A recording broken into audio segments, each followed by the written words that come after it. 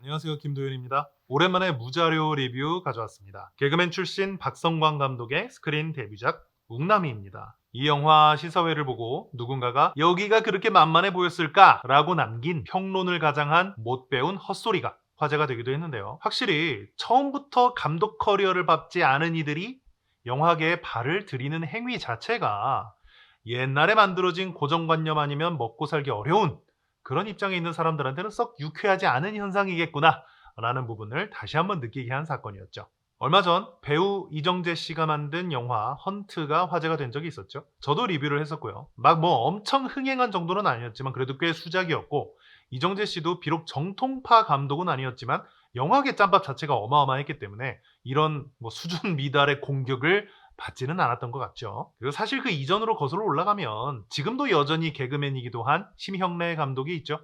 그런데 이분은 영화계 특유의 고정관념이 자리 잡기도 전부터 감독 활동을 해오셨기 때문에 여기에 비춰봐도 정통이 아니라고 하기도 좀 뭐하고, 그 와중에 또 헐리우드에 진출해서 한국 괴수 영화를 대표하는 IP를 정립하기도 했기 때문에 막 뭐 그렇게 공격받을 수 있는 입장은 또 아닌 것 같아요. 아니면 뭐 받을 공격을 이미 다 받아서 더 이상 할 공격이 없는 걸 수도 있겠죠. 그래도 뭐 트집을 잡아야만 하는 사람 눈에는 영화보다 더 긴 개그맨 경력이 문제가 될 수도 있겠습니다. 어디 개그맨 주제에 신성한 영화판에 기웃거려! 이렇게 말이죠. 뭐 아마 높은 확률로 그런 사람들의 영화 짬밥이 심 감독님보다는 한참 짧을 것 같긴 하지만 말이죠. 저는 예전부터 궁금했습니다. 도대체 왜 숱한 영상 콘텐츠 중에서도 영화라는 특정 장르는 이렇게 신성시되고 싶어서 안달일까? 무슨 근거로 다른 장르들에 비해서 더 우월한 입장이라고 주장하려는 것일까? 뭔데 그렇게 정통, 비정통을 나누려고 하는 것일까 하는 것들 말이죠. 매일 일정하게 생산되는 방송 뉴스의 가치를 폄하할 수 있는 영화만의 자격은 뭘까요? 예술성? 생산 규모? 비용? 아카데미상의 존재? 제가 볼 때는 예술성 같은 걸 놓고 보면 영화 윈! 국민의 알 권리와 어젠다 세팅 차원에서는 뉴스가 윈! 이렇게 감상 포인트가 다른 것 같거든요. 드라마를 또 예로 들어볼까요? 같은 스토리 중심의 콘텐츠지만 영화인들은 드라마를 무시하는 것 같아요. 왜 그런지 모르겠어요. 레귤러물은 뭐 상업적이라서 그렇다는 의견도 있는데, 그러기에는 영화의 성패를 관객 수로 줄 세우게 하는 사람들이 할 말은 또 아닌 것 같아요. 예술성? 상업 광고 예술성이 결코 뒤진다고 생각하지 않습니다. 기술력? 요즘 나오는 다큐멘터리 보세요. 촬영 기술? 내셔널 지오그래픽보다 훌륭하다고 할 수 있습니까? 아니 그냥 남들 폄하하려고 애쓰지 말고 담백하게 좀 여러 장르 중에 하나로 자리매김하면 안 됩니까? 그냥 제작 투자, 스크린 확보, 독특한 캐스팅 구조, 제작과 연출의 역할 분담 등등 나름의 공고한 특징을 갖춘 하나의 장르로 존재해주면 안 될까요? 왜 유독 영화에 대해서는 관계자들이 자존심들을 세우는지 모르겠습니다. 오히려 그래서 더 하찮아 보이는 걸 모르고, 또 그렇기 때문에 더더욱 콘텐츠 경쟁력이 떨어지고 있다는 점도 모르고 말이죠. 웅남이요? 저는 감독이 누군지 몰랐다면 훨씬 더 재밌게 봤을 것 같아요. 그런데 동네 사람들 개그맨 나부랭이가 감히 영화를 만들었대요. 이따구로 씨부려들 대니까 저도 괜히 검증해야 할 것 같은 느낌이 들어서 영화 관람에 심각하게 지장을 받았습니다. 그런데 그럼에도 불구하고 저는 생각보다 꽤 괜찮았거든요. 오히려 정통을 자처하는 감독들의 평균 작품 퀄리티에 비해서 더 나았다는 생각도 있습니다. 그런데 참 이상하죠? 정통 감독들이 그렇게 대단하시다면 대부분이 비정통 감독들보다는 더 좋은 작품들을 내놔야 하는 거 아닌가요? 그런데 따지고 보면 희한하게 비정통 감독들의 타율이 훨씬 좋은 것 같아요. 참고로 배우 출신 이정재 감독의 영화 헌트는 네이버 평점 8.46에 관객수 435만 명이고, 개그맨 출신 심영래 감독의 대표작들은 평점이 좋은 스타일은 아니지만 용가리 등은 온 국민이 다 알고 있는 IP들이고요. 2007년에 이미 CG 기술로 헐리우드에 한국 영화의 존재감을 알린 작품입니다. 기념비적이죠. 그럼 영화계 성골들이 만든 작품들은 적어도 이들보다는 늘 나아야 할 텐데, 글쎄요. 이 작품들보다 나은 평가를 받는 작품보다 뒤떨어진 평가를 받는 작품이 절대적으로 많은 것 같은데 제가 뭔가 잘못 알고 있나요? 정통 감독의 가치란 어디에 있는 겁니까 그러면? 웅남이는 확실히 이정재, 심영래 감독의 작품들과 같은 반열에 놓을 수 있는 수준은 아닌 것 같아요. 그래도 코미디 장르랍시고 나온 영화들 중에서는 그래도 평타 이상은 됐다고 생각을 합니다. 정통파 감독 작품이 아니라고 폄하하는 시선만 아니라면 그래도 나름의 팬덤은 만들 수 있을 만한 작품이었다고 봅니다. 신성한 영화계에서 외부인이 평타 이상을 친 거면 그것만으로도 대단한 거 아닌가요? 작품 외적인 평가 기준을 자꾸 들먹일 거라면 차라리 이런 시각도 가능한 거 아니겠습니까? 하여튼 저는 영화 시작부터 느낌이 좋았습니다. 오프닝 애니메이션이 너무 신박하고 귀여워서 좋았어요. 그 다음부터 촌스러워져서 그렇지.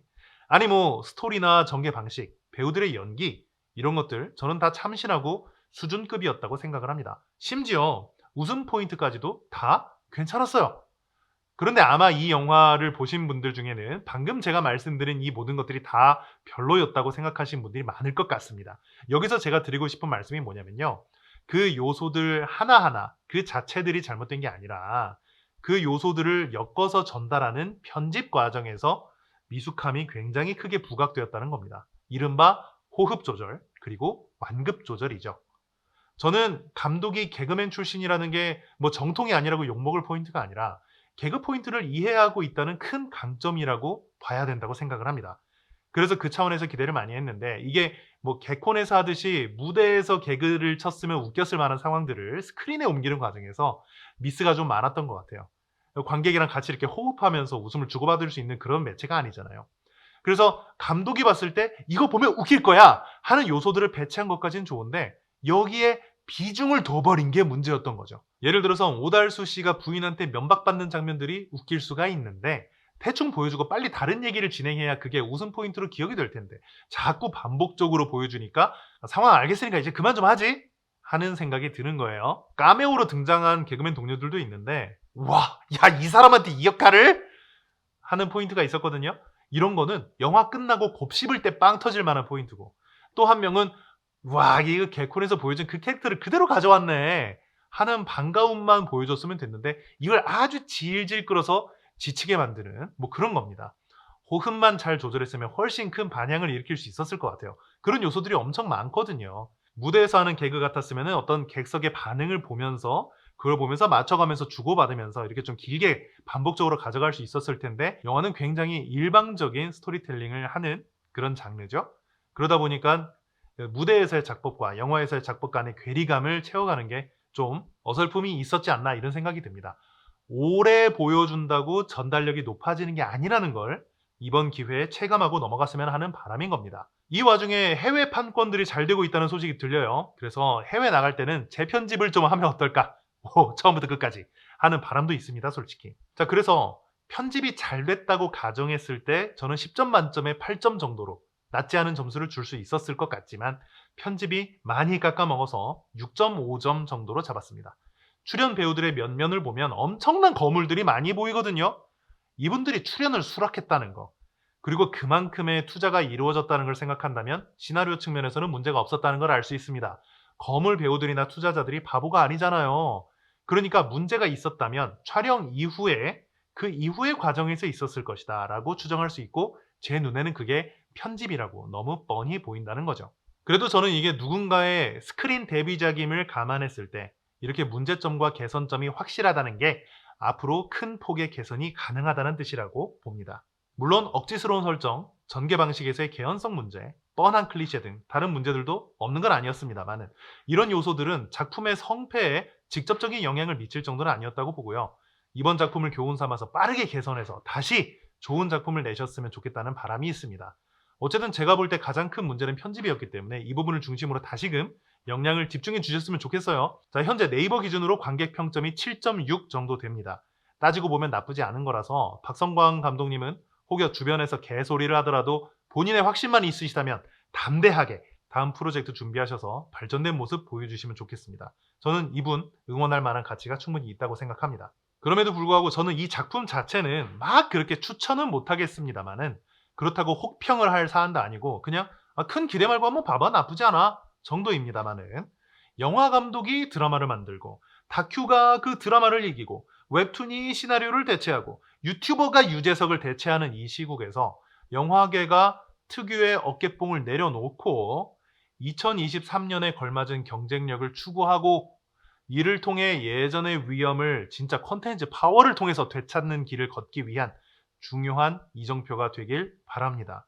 아직까지도 감독의 출신 같은 걸 문제 삼고 싶은 사람들이 있을 수 있는데 관객은 그럴 수 있죠. 그러나 만약 그중 영화인이라는 카테고리에 속한 분들이 있다면 아마 가까운 미래에 사회복지시설에서 식량 배급받아서 먹고 사셔야 될 수도 있으니까 아직 버는 돈이 조금이라도 있을 때 미리 복지 좋은 지역으로 이사를 가놓으시길 권하겠습니다.